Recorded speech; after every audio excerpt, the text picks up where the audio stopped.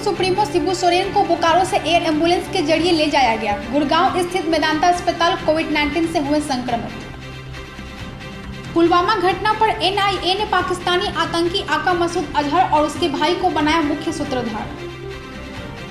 CII के कार्यक्रम में बोली वित्त मंत्री निर्मला सीतारमण, संरचनात्मक सुधार सरकार की प्राथमिकताओं में शामिल।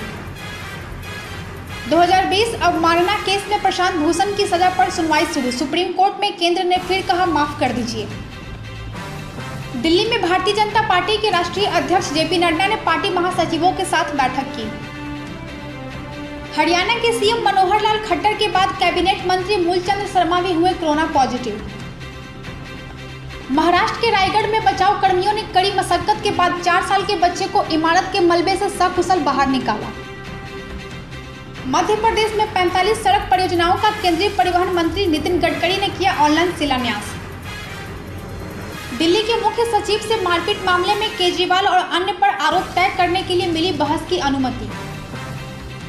बिहार में आज से शुरू हुई अंतर जिला बस सेवाएं, मास्क, सैनिटाइजर और सामाजिक दूरी का ख्याल रखने का निर्देश।